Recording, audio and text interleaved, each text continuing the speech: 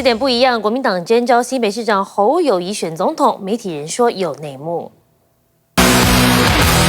回顾新加坡出访获得提名，隔天侯友宜这影片在证明谁说我不够国际化，侯军积极吹响集结号，但媒体人爆料郭这口气还没全咽。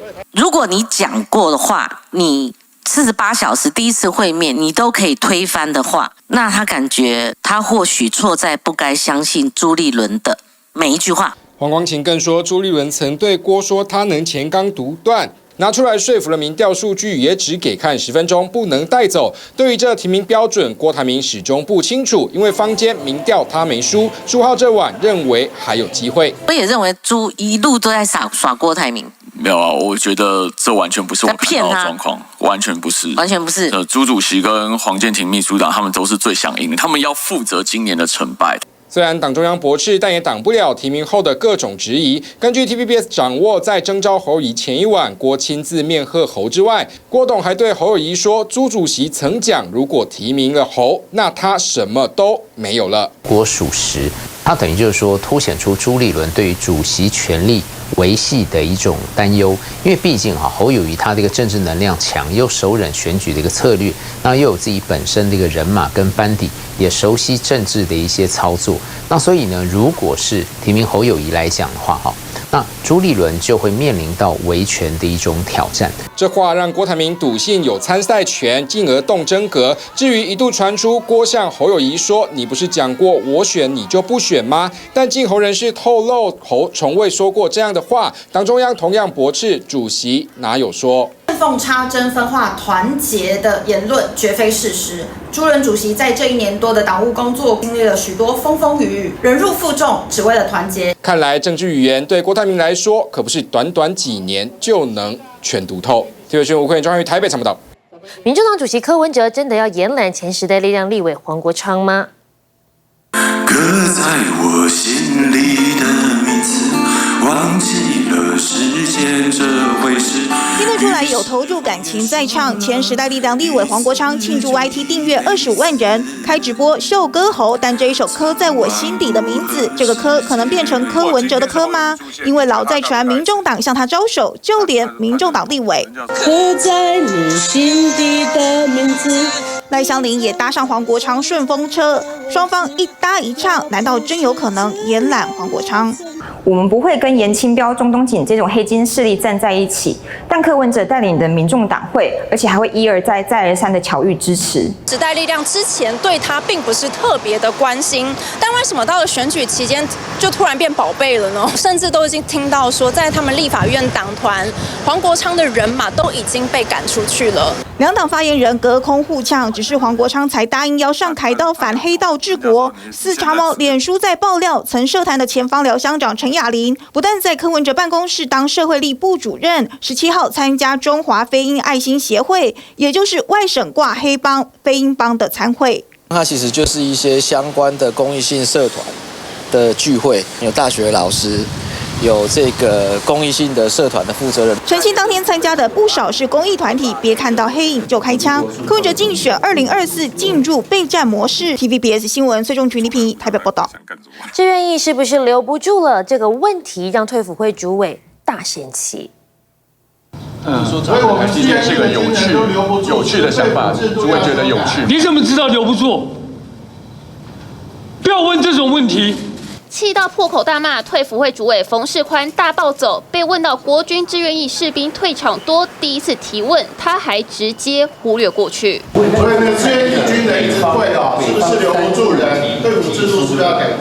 不想要回答这一题，就怕让国军士气低迷。从2016年志愿士兵退场3011人，6年内数据起起伏伏，但到了2022年，人数创新高，其中92.4%是个人申请退役，包含生涯规划以及适应不良，更高达20%宁愿赔钱也要提前退伍。可能部队不透明吧，然后可能每天都关在里面，然后再来一些。那时候可能有一些比较不人性化的管理，大家会觉得说，那我干脆就赔钱就退伍。前志愿役反悔选择提前退伍，还有这3大主要因素。可能因为军中的很多不同的因素，导致他真的后悔当兵，觉得自己不适合军旅生涯。那再来第二个是外面有更好的工作机会，让他很想赶快出去。专管人士点出军中主要因素，而明年义务役二兵薪资将调到26307元，与志愿役二等兵差不到1万元，是否也将成为原因之一？但除了志愿役辛苦难留人，立委认为这才是重点。父母其实都舍不得孩子，可能要面临战争这么高的风险，尤其到底为谁而战，为何而战？我们为什么陷入这样子的一个战争的态势？若只专注在国军离职的人数和比例，恐怕会对于国军的士气和募兵制造成不小的影响。保家卫国议题，谁都不敢轻轻带过。TVBS 新闻刘一成、云轩台北采访报道。五个焦点带您关注到，乌克兰近期在巴赫姆特的周围大有斩获，对比俄罗斯的胡乱轰炸，乌军现在力求精准锁定目标，包含了在南部赫尔松一带也靠着无人机的帮忙做好情搜才思考攻势。乌克兰酝酿大反攻的同时，现在女性在职场上也撑起了一片天。过往以男性为主的工作，现在也出现了许多女性的面孔。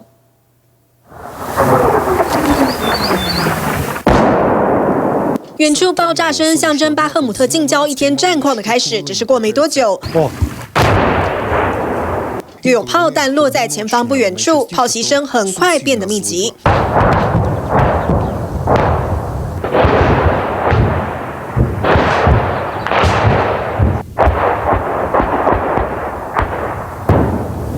但这样的交火对乌军而言早就习以为常。Ми рахуємо не де, що виходить, а коли поряд приходимо. Коли поряд приходимо, то ми кажемо, що не дуже гарна погода в нас, опади. 甚至能在爆炸声中淡定受访。他们说，因为俄军很多时候根本瞄不准。Коли по бліндажам працюємо, по техніці, то стараємося 5 метрів, це у нас не попав по цілі. Ми повинні лупити прямо в ціль. Набиваємо собі руку, щоб просто прямо їм попадати. 乌军近期在巴赫姆特周围大有斩获，这里的乌军跟着信心倍增。Практично з усього світу. Одного разу навіть бувало, що на одній кучі було з 9. 相信有国际弹药的加持，很快能大反攻。镜头另一边 ，CNN 也直击乌军在森林隐秘地点维修战车。The shrapnel holes don't matter, this tank commander tells us. What's important is the engine and the reactive armor. Locations of repair hideaways like this one are a closely guarded secret. Once the counteroffensive begins, they will be even more vital to keep the military and its machines moving. 只是不断的激战，乌军也承受大量的损失，有伤兵以地狱2个字形容先前的战况。How was the fight in Bakhmut compared to Kherson and other places? Call sign White, a 47-year-old former warehouse manager, tells us Bakhmut is his hardest battle yet. It's hell, he says. 要说俄军是破坏王也不为过，巴赫姆特前后卫星照对比，相同城市街区已经焦黑一片，化为废墟。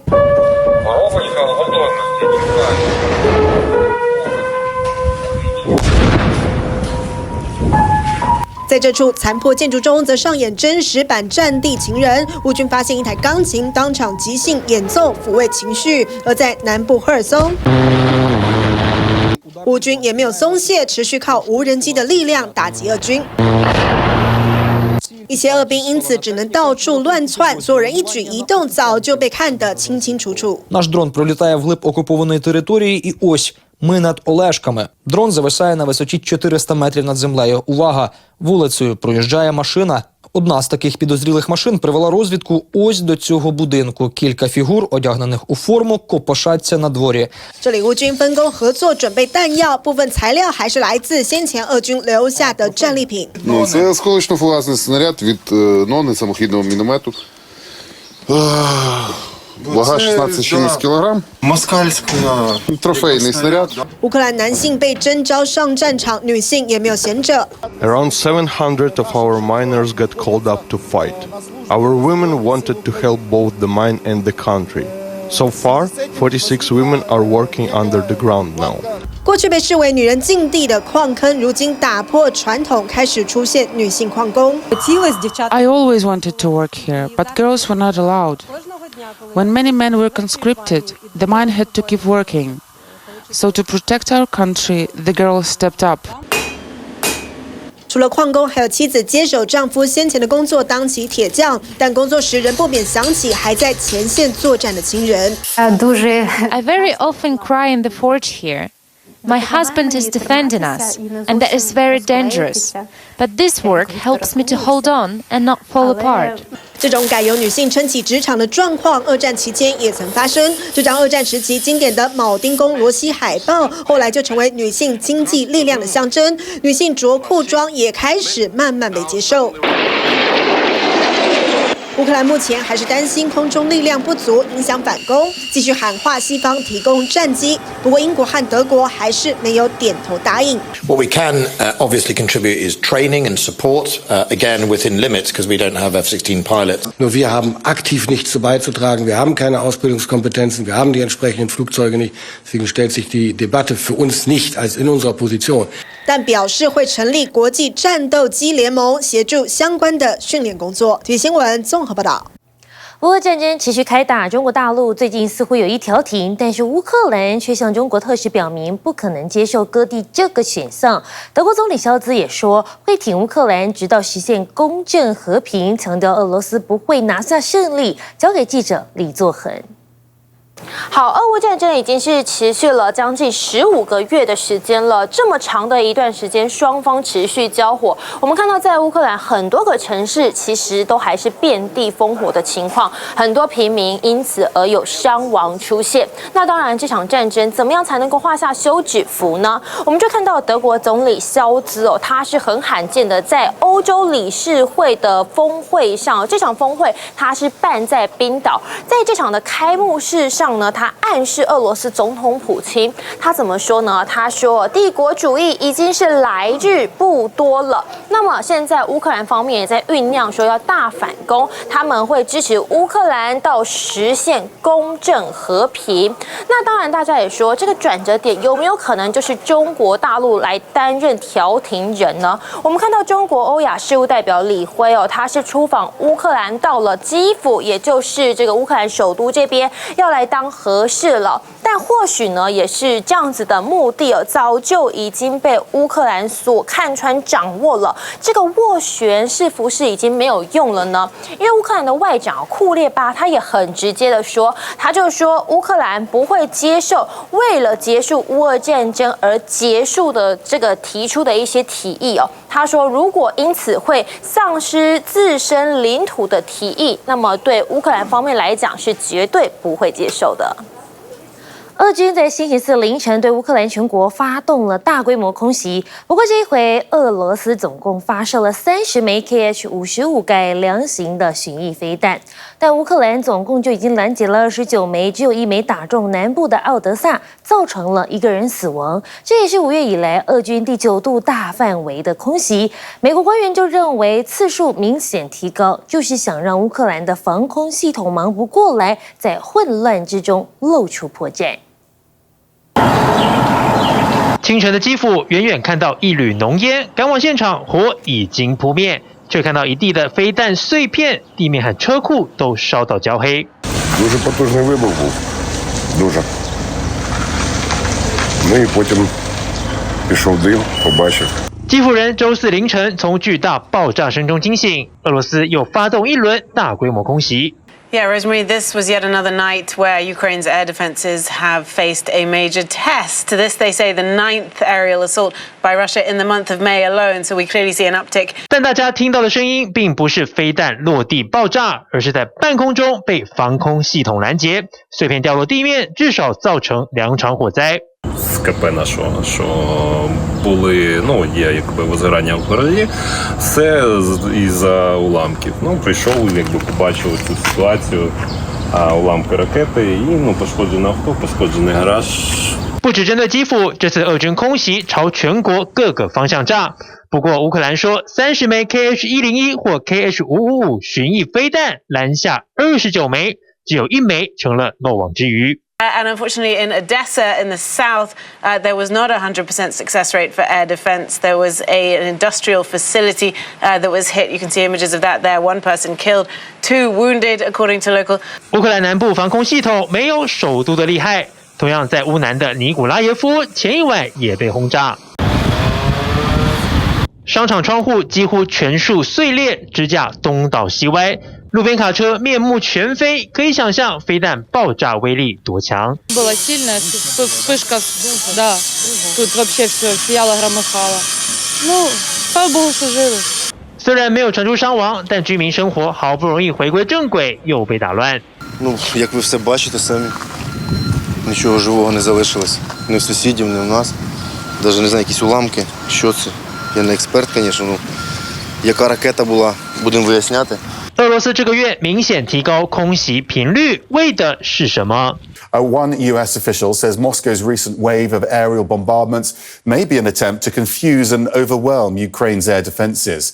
西方援助的爱国者防空系统成了俄罗斯眼中钉。这星期传出6枚极音速匕首飞弹遭到拦截，只是俄罗斯官媒大内宣说法相反，声称匕首飞弹摧毁了爱国者，还吹嘘俄罗斯极音速科技绕过防空系统，就像热刀切奶油一样顺利。Ukrainian official now tells CNN only minor damage was caused to the Patriot air defense system when one of the Kinjals was shot down at low altitude on Tuesday morning. Не переймайтеся за долю Петріота, знищити систему, це якимось там кінжалом, це неможливо. Тому все, що там вони розповідають, я думаю, що нехай залишиться так у них в архіві їхньої пропаганди. 只是克里姆林宫证实，这个月以叛国罪名逮捕了3位研发极音速飞弹的科学家，疑似是3人撰写研究成果的时候涉嫌泄露机密。不过也被外界怀疑是不是因为匕首飞弹丢了脸找人出气，而现在乌俄还有希望达成共识的，恐怕剩下黑海粮食协议。Мы подтверждаем объявление президентом Турции продления на 2 месяца Черноморской инициативы. Таким образом, предоставляется шанс не на словах, а на деле помочь. 原本18号到期的粮食运输协议将迟到大限前一天，终于同意延长。It is just part of what is needed, in particular by poorer nations around the world. 90% of people in East Africa, many of whom depend in part on the grain and food exports coming out of Ukraine. 粮食安全不能拿来开玩笑，这或许也是为什么黑海粮食协议是乌俄少数还有办法沟通的外交管道。TVBS 新闻综合报道。AI 科技日新月异，假讯息跟以假乱真的影像到处流传，加上 ChatGPT 问世，很多人都担心未来会成为隐忧。美国就做了一份最新的民调显示，超过60%的美国人都觉得 AI 会威胁人类的未来。交给记者李作恒。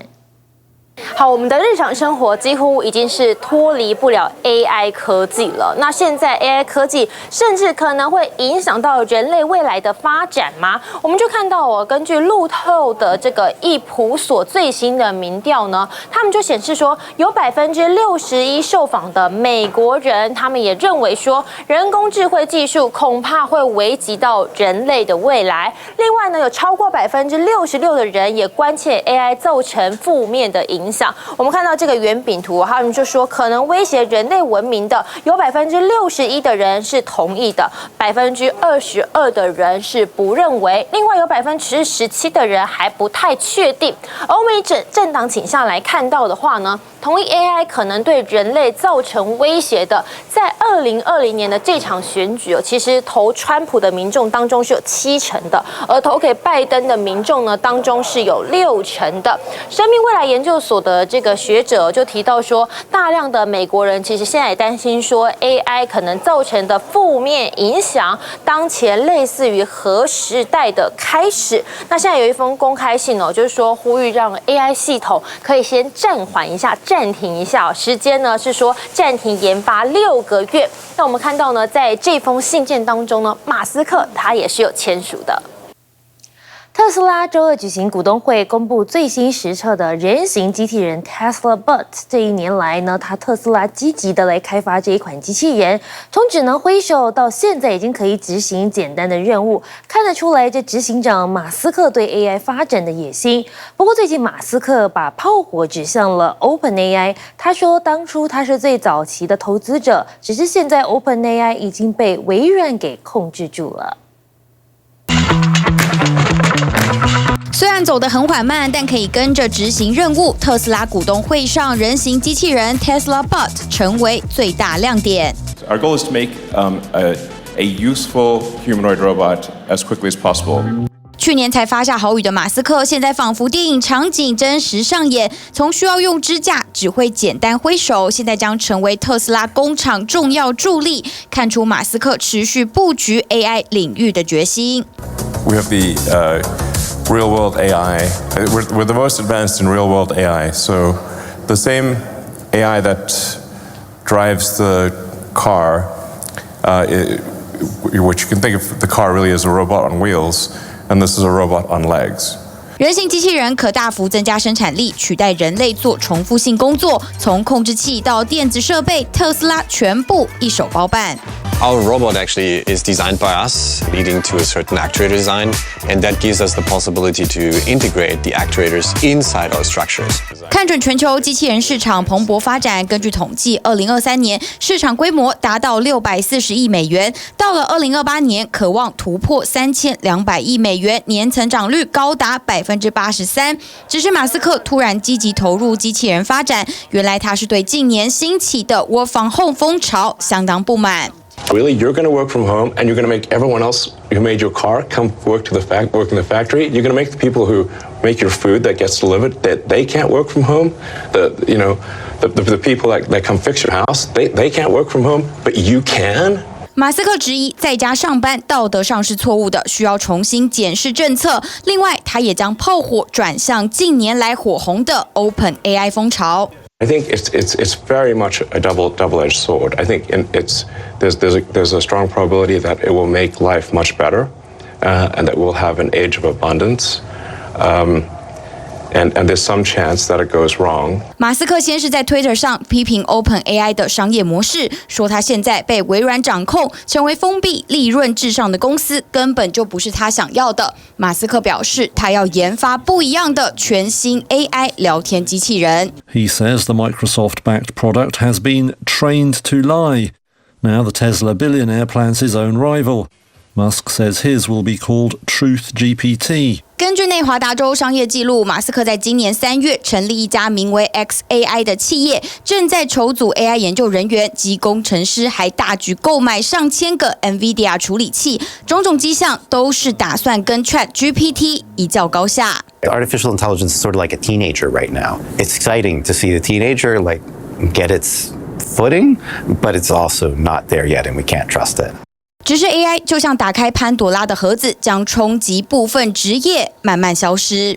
I guess work in 3D, because that's probably it seems that the lower the dimension, the better things work. 数学教授对着白板讲得口沫横飞，对于拥有强大计算能力的 AI 来势汹汹，未来是否会被取代？教授显然不担心。So AI is not going to replace me in the short term because AI still can't reason. So the difficult, effortful thought that we do as mathematicians do every day, AI still cannot do very reliably. 还属于青少年阶段的 AI， 目前深层推理能力比较薄弱，但是它快速发展的潜力依旧不容忽视。TVBS 新闻综合报道。台湾已经进入到了高龄化的社会，但现在缺工的问题越来越严重了。不过人力银行就发现，其实多数的企业还是比较不愿意聘雇这中高龄的劳工，距离职场友善还有一段距离。但随着人力的缺口现在越来越大，很多地方都招不到人了，中高龄聘雇的门槛可望逐渐降低。最近的数字显示，全台湾的工作机会数超过100万个，其中欢迎中高龄的职缺就已经来到18万。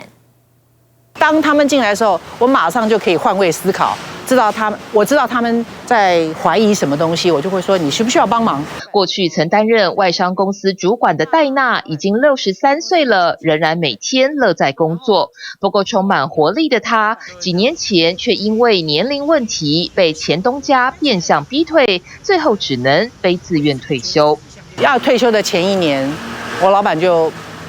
我部门的老板就不断的暗示我，他问我说：“你有没有想过要优退？其实你已经达到这个年龄了，你知道吗？”他会给你一些新的工作，可能是你不太在行的，但是你想要待下去，你就要学，你就要把它，你不但要学，而且你要学得很好。戴娜离职3个月后积极求职，但外商工作资历再丰富，也没有企业愿意聘用。幸好戴娜终于找到门市店员职缺，即使收入跟以前差了5倍，但她已调整好心态，重回职场再出发。我每一天都投，我有时候一天投10个、15个，因为他有出来我就投，有出来我就投，就这样子，差不多1年半，我几乎完全没有讯息。我从这里学了这么多，我应该很容易找到另外一家公司去做吧？对。但是后来慢慢知道，原来年龄是一个障碍。台湾进入大缺工时代，但中高龄进入职场似乎仍有看不见的高墙。人力银行针对上千家企业所做的调查显示，企业不聘用中高龄是否为只能做不能说的秘密？答案肯定或回答看情况的外商多达 64.5%， 跟上市柜企业的 61.8%， 与未上市企业的 63% 其实相去不远，显示不聘雇中高龄的潜规则属于普遍现象。从国发会数据来看，2021年日本65岁以上高龄人口劳参率为 25.3%， 新加坡 32.9%， 韩国 36.3%， 都远高于台湾的 9.2%， 高龄者就业还有很大进步空间。台湾大概从2018年到2025年，大概7年的时间就要从高龄走到超高龄，是全世界第1名。可是日本11年才走到，韩国更长，所以相对的人家有更长的时间去因应。像现在日本的修法，它就从延后退休啊，从65到70。那像在韩国，它有所谓的帮助中高龄重返职场的这种50+ 的培训中心，所以相对都比台湾跑得更早。既然你希望65岁以上能够续留职场，可是你在劳基法里面又有一个强制退休。这2个之间，不管是从政策的理念或者从法理上来讲，都有抵触的这样的一个现象啊。那再加上现在劳动力不足，那开发潜在劳动力，包含中高龄高龄者的这个劳动力，我想这个是势在必行。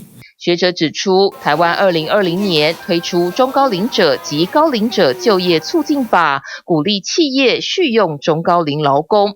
不过劳基法却年龄歧视，强制劳工65岁退休，导致不少中高龄者黯然离开职场。学者认为，在人口老化又缺工的时代，取消退休年龄限制或延后退休年龄的修法已刻不容缓。过去很多劳工是因为他们的收入不错，积蓄也不错，所以他可以早点离开职场。未来的劳工大概没办法了，所以这种情况底下，延后强制退休年龄，我想像目前对劳工来讲，对大多数劳工来讲，它是有利的，因为他不是说我一定要等到那个时候退休，而是雇主只能到了那个年纪才能强制我退休。那像批发零售业或餐饮业，它一直还是期待年轻人吧？可是相对你的这个国境解封之后，你的大缺工状况之下，你如果再不拥抱中高龄，真的是无人可用。职场专家乐观预期，由于中高龄可补足人力缺口，将有越来越多企业降低聘用门槛。不过，对银发劳工不友善的法规也必须与时俱进，才能创造无龄化友善职场。TVBS 新闻钟德荣、戴元丽台北报道。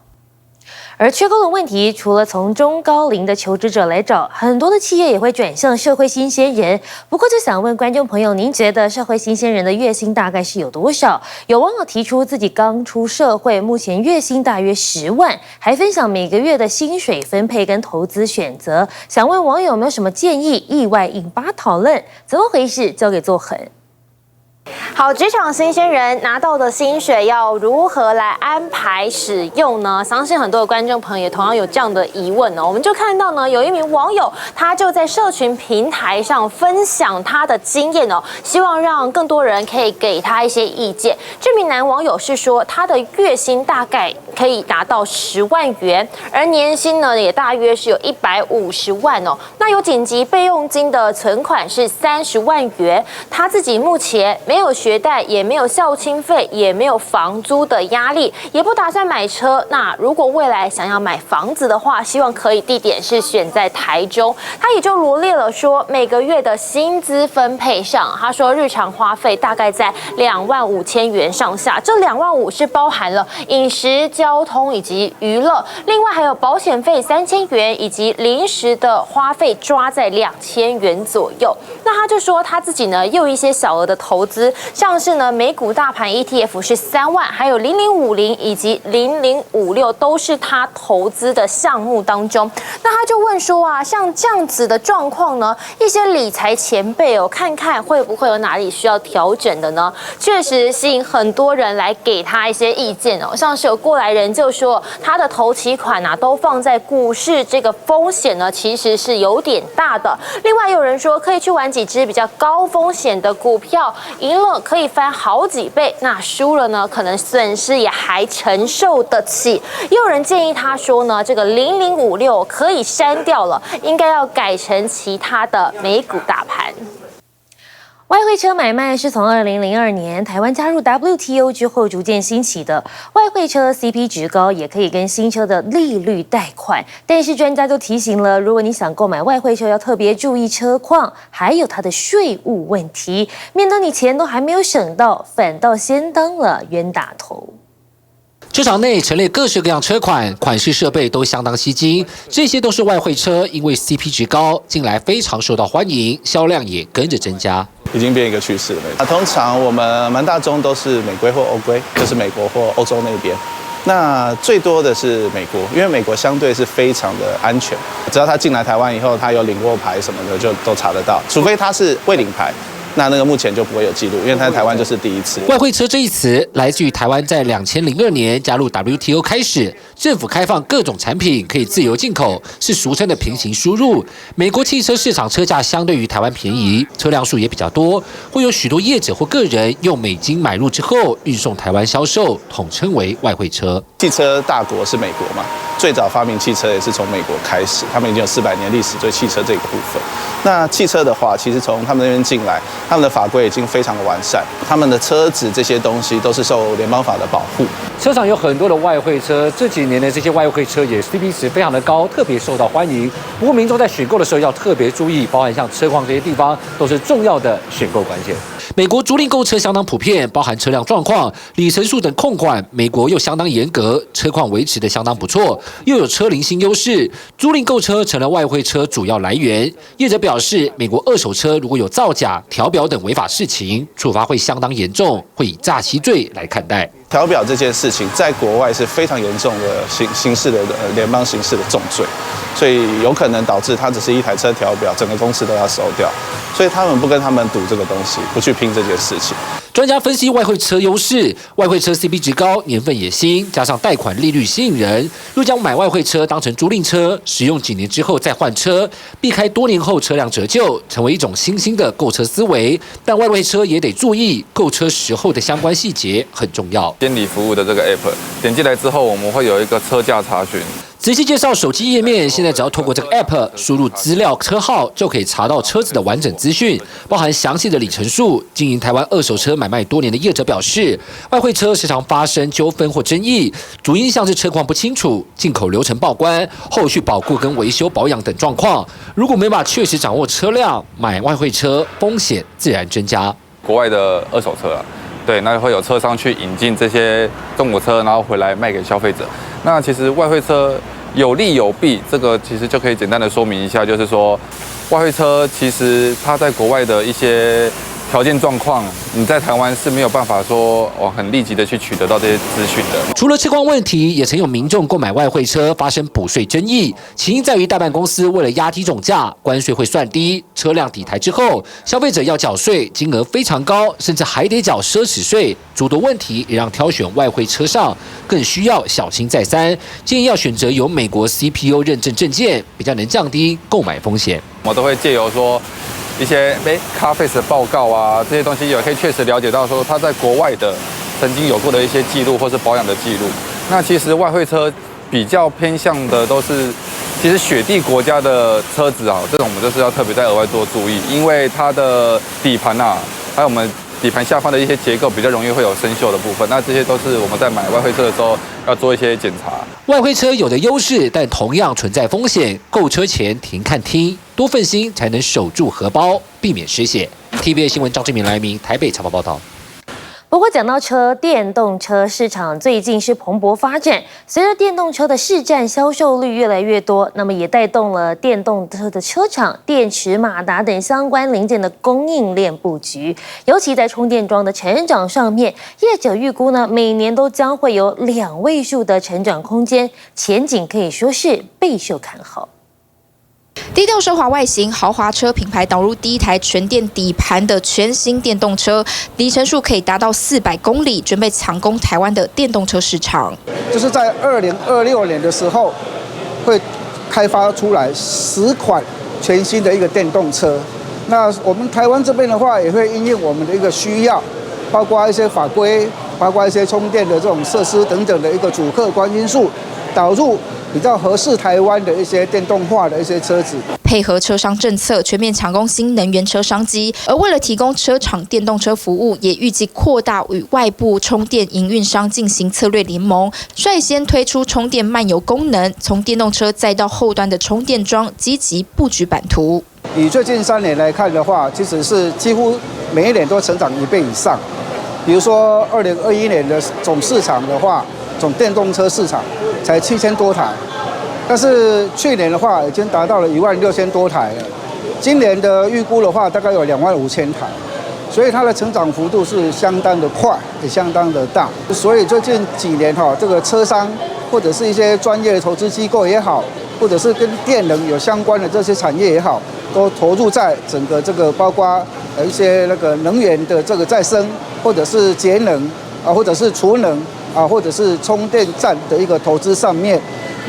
现在车厂呢是不断推出新的电动车来抢市。根据彭博的报告显示，到2030年，电动车的销量将会达到3000多万辆。而随着现在电动车的发展呢是越来越快，现在包含像是车厂或者是供应链的布局呢都会出现新变化。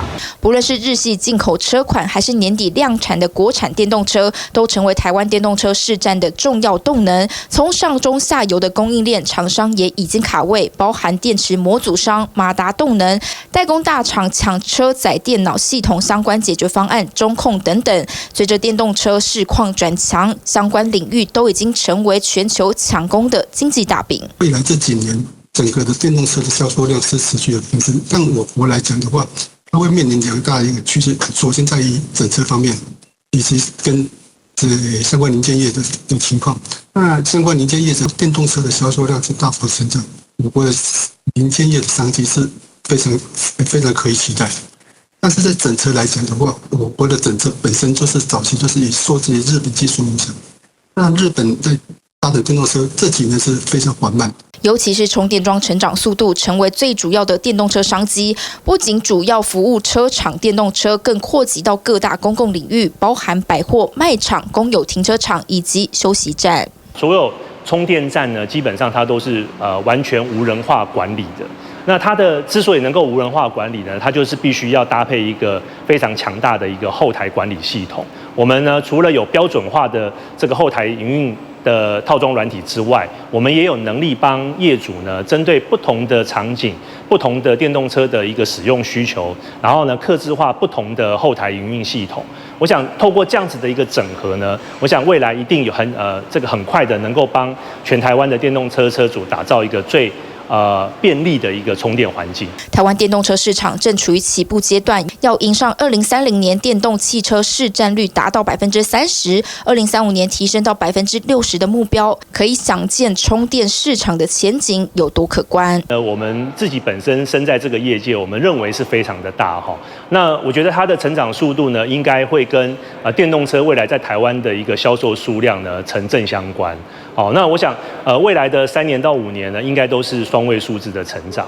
因为电动车跟油车最大的不一样是，汽油车它没有办法在家里面加油，但是电动车呢，基本上呢，只要在电能够取得的地方，基本上它就可以设置充电站、充电桩。简单来讲，每一个停车格只要它有电力来源，基本上它都可以成为一个补电的一个位置。电动车浪潮正在逐渐扩大，也是汽车产业最大变革。整合马达、电池和半导体高达2兆美元的电动车市场，各厂商摩拳擦掌，都想抢占一席之地。TVB 新闻柯胜雄、于信和刘军台北采访报道。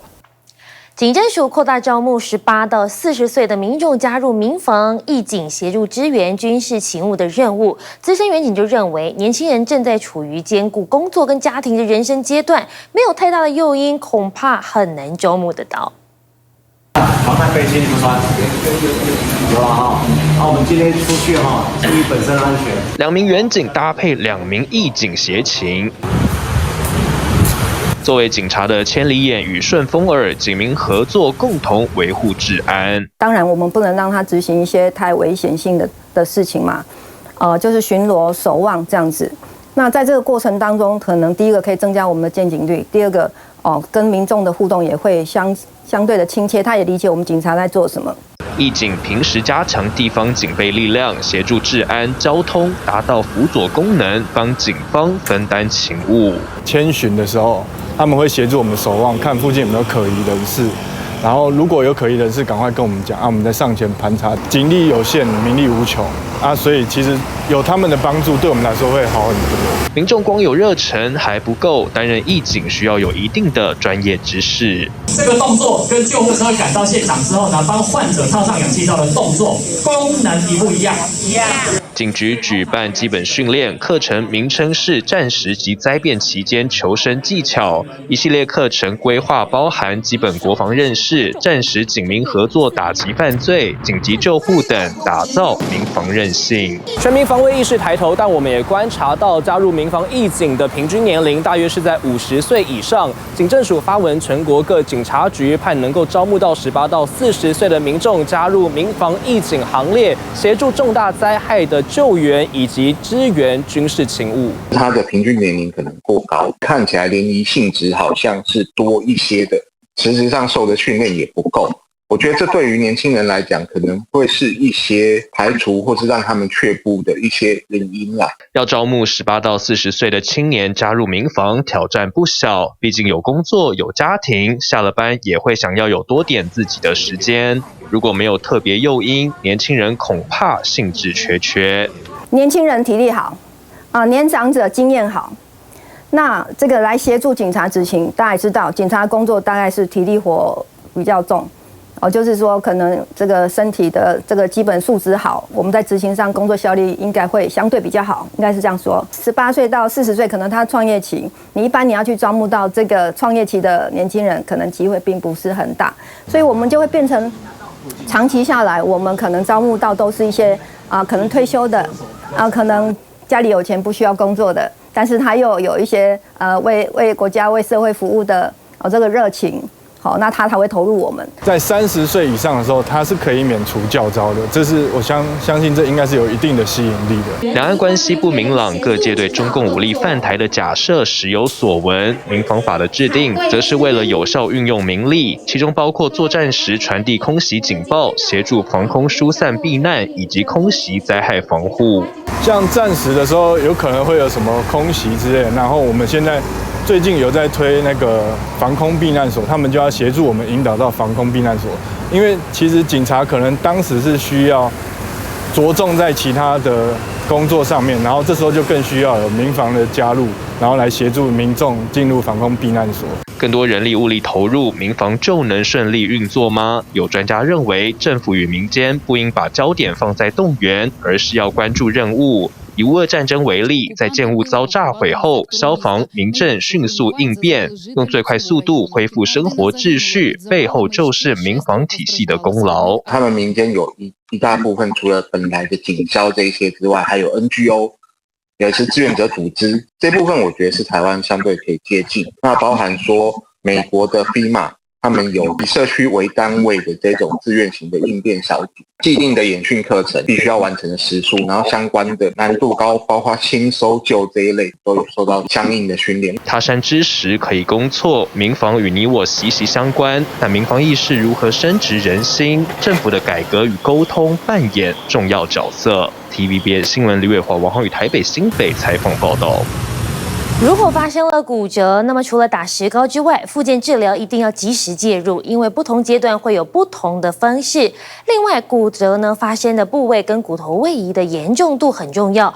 骨头初步愈合大约是发生在4到6周，所以呢，这 X 光可能就会扮演着一个不可或缺的角色，在整个治疗的疗程里。骨折的病人最常问能不能不要开刀，在临床上通常得到答案是看部位、看严重度、看你对复原度的期待。举例来说，若是大腿骨折，躺床吊脚3个月，骨折也有机会愈合。但若想避免关节僵硬、肌肉萎缩、长短脚等后遗症，就要接受骨折固定手术。成功的骨折治疗包括解除疼痛、肢体消肿、骨折愈合、预防畸形、防止挛缩、恢复功能。若要达到骨折治疗的目标，需满足几个重要条件，包括进行骨折复位，也就是重建骨头原始的形状与排列。固定骨折可以使用外部固定，例如打石膏，或手术内固定，像是金属的骨板与骨钉。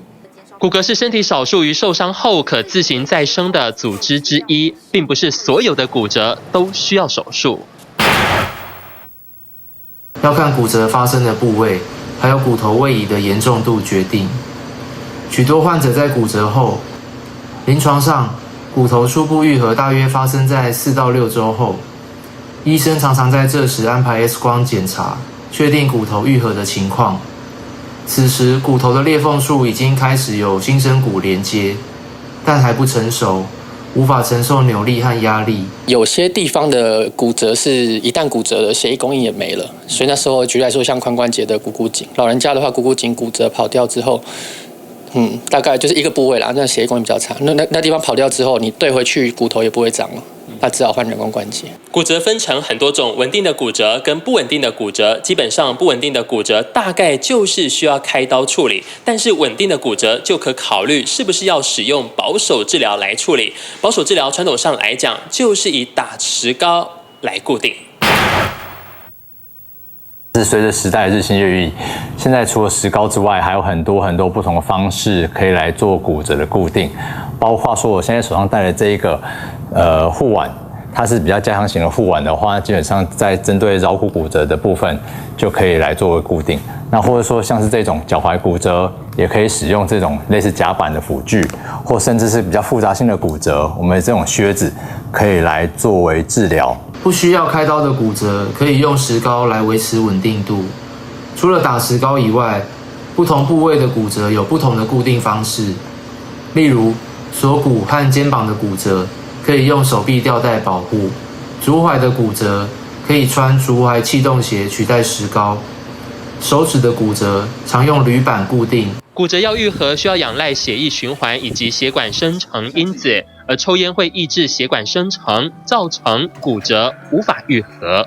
骨折发生之后呢，有一个很重要的愈合的关键，就是必须要提供一定的稳定度。